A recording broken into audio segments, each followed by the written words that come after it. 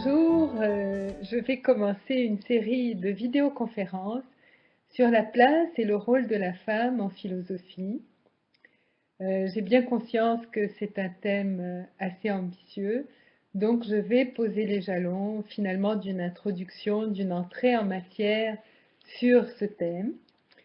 Je voudrais d'emblée remercier le CETRANS, le Centre d'éducation transdisciplinaire à São Paulo, au Brésil, pour qui j'ai fait cette série de vidéoconférences en ayant en vue l'inclusion des femmes dans le débat philosophique au Brésil et la difficulté de la place et du rôle de cette femme dans la philosophie, dans la sphère religieuse, bien entendu, puisqu'elle ne participe pas au débat au niveau de la sphère religieuse dans la plupart des cas. Et bien sûr, il y a des exceptions, nous verrons les exceptions. Et aussi dans la sphère de la cité où c'est le masculin qui l'emporte. D'ailleurs, on parle du sujet en philosophie, de devenir sujet, de prendre sa place de sujet au monde. Et je vais aussi proposer très gentiment, très délicatement, mais avec une certaine fermeté, la place de personne au féminin. Et je vais étudier tout au long de ces vidéoconférences l'histoire d'un héritage non intentionnel finalement, auquel nous les femmes avons eu droit. Et je m'adresse bien sûr, bien entendu, à mes compagnes qui entrent en philosophie actuellement ou qui y sont déjà et avec leur lot de combats, de souffrances, mais aussi de joie. Et, mais également aux hommes, parce que je pense que nous sommes des univers complémentaires, interdépendants, et que cet héritage non intentionnel des femmes est aussi celui des hommes. Et on n'hérite pas impunément de la place du diable ou de la place de Dieu. Et c'est pas facile d'être l'arrière petite fille d'Ève par qui le péché arrive, mais ça ne doit pas être facile non plus d'être Dieu le Père. Donc, vous voyez, je me situe dans le contexte occidental et non dans le contexte oriental. Bien entendu, je ferai quelques clins d'œil à l'Orient, mais l'imaginaire oriental est très différent. Effectivement, je voudrais démarrer par l'imaginaire et le rêve avant de conceptualiser. Et j'aimerais démarrer par une vieille histoire, celle de la quête du Graal. Pourquoi? Parce que, voyez-vous, cet imaginaire, il influence la façon dont nous conceptualisons. Et si nous sommes, à travers les textes de loi, notamment dans le domaine de la formation, égaux en droit et avons droit aux mêmes conditions de vie, nos pratiques pédagogiques et nos pratiques sociales sont influencées de façon souterraine, bien souvent non intentionnelle, dans leur soubassement, par l'histoire, par nos mythes, par nos croyances. Et je voudrais donc commencer par ces mythes, par ces croyances, et en vous racontant un rêve que j'ai fait en hommage à Gilbert Durand et à tous ses travaux sur l'imaginaire. Voyez-vous, j'étais étudiante de maîtrise, donc j'écrivais mon premier long texte et j'étais très exigeante vis-à-vis de moi-même, mais très insatisfaite des résultats que je produisais. Et j'ai rêvé que j'étais Galahad, que j'étais perdue dans un labyrinthe et sur les murs il y avait inscrit persévère et je devais rendre l'épée Excalibur à Arthur le roi. Et bien entendu, Arthur le roi, c'était mon directeur de recherche. Bon, alors je me réveille très fière de moi en me disant « Ah, j'ai rêvé que j'étais la reine ».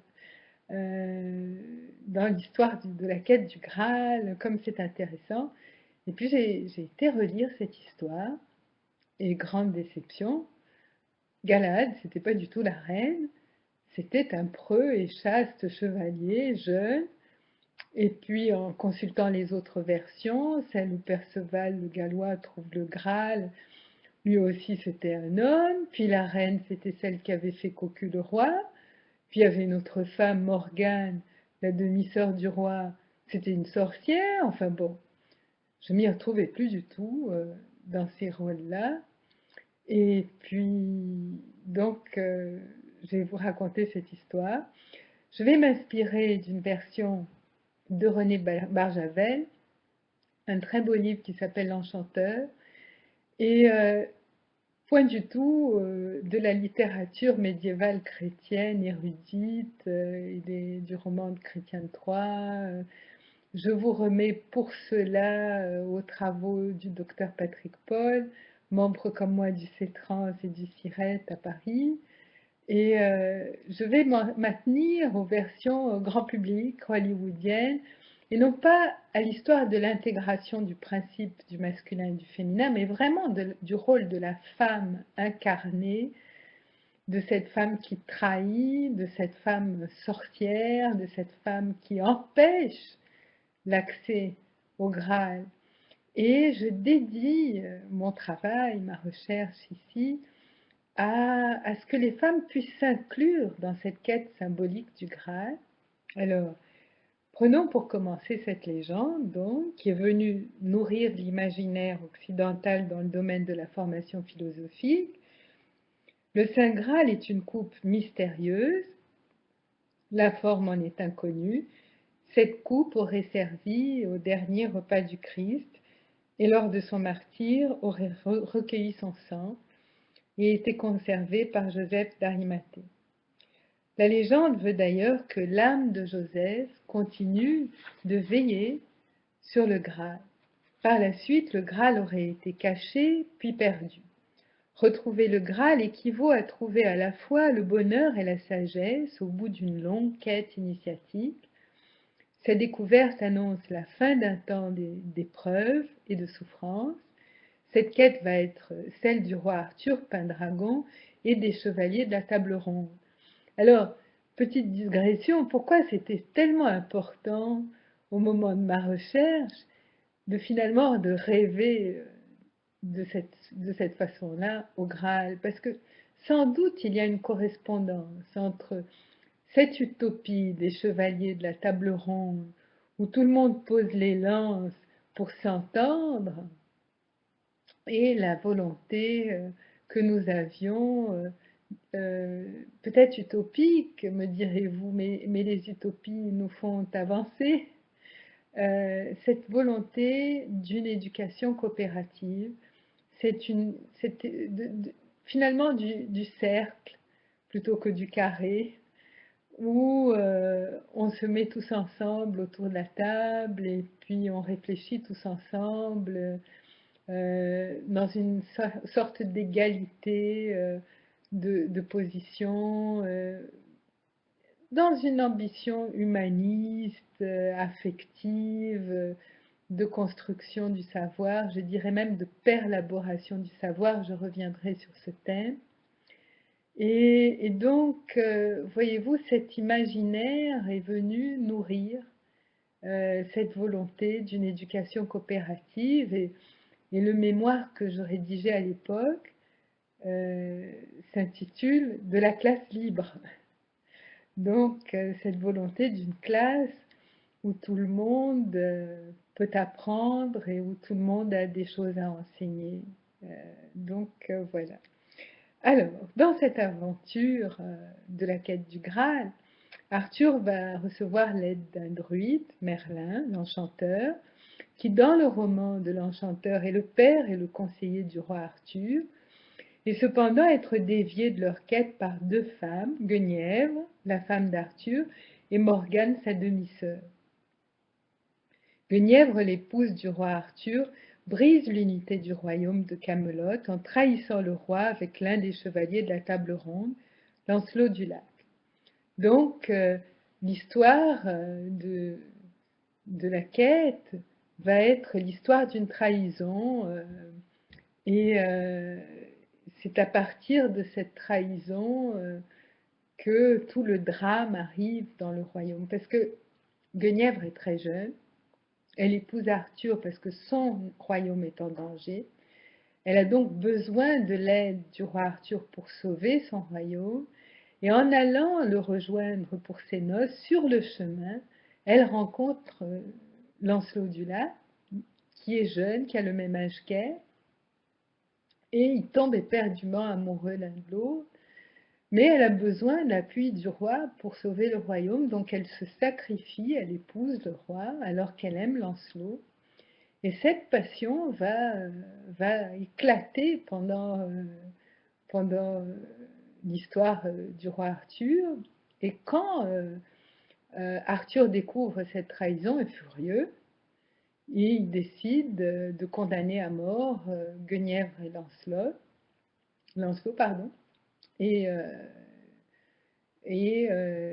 tout cela brise l'unité des chevaliers de la table ronde.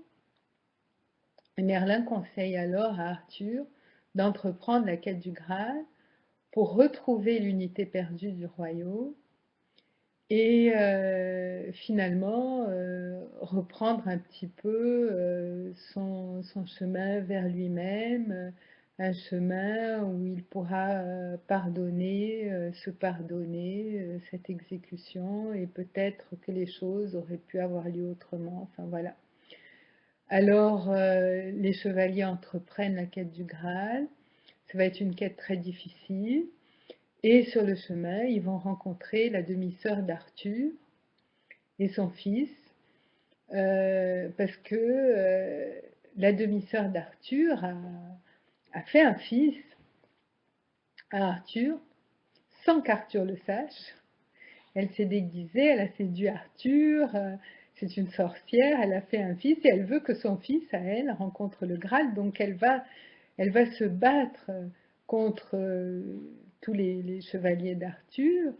Il va y avoir tout un affrontement le long de cette quête du Graal entre Merlin l'Enchanteur et Morgane la sorcière, car Morgane veut le Graal pour son fils, et Arthur, lui, veut que ce soit ses chevaliers qui le trouvent. Enfin voilà, à la fin de l'histoire, c'est un chevalier d'Arthur qui va trouver le Graal et vaincre le fils de Morgane. Donc ça, c'est en gros l'histoire, très brièvement racontée, mais vous voyez là la symbolique des femmes. D'une part, l'ambition de Morgane, qui trahit son frère, qui lui fait un fils alors qu'il de façon incestueuse. Donc on a une femme incestueuse, et puis d'un autre côté l'épouse qui trahit son mari, puis finalement ce sont les vertueux et chastes chevaliers qui, contre ces manipulations féminines, vont réussir à trouver le Graal. D'où ma déception et mon peu d'identification avec cette histoire, tout compte fait. Parce que je me disais, moi, donc, et les autres femmes, on ne peut pas, nous, être des chevalières qui trouvons le Graal aussi. Et donc, vous voyez, je voudrais continuer en vous lisant un extrait très intéressant de cette quête. Et donc, je vous retrouve très bientôt dans une prochaine conférence pour vous lire un extrait de l'histoire du roi Arthur et des chevaliers de la table ronde. À très bientôt. Merci pour votre attention.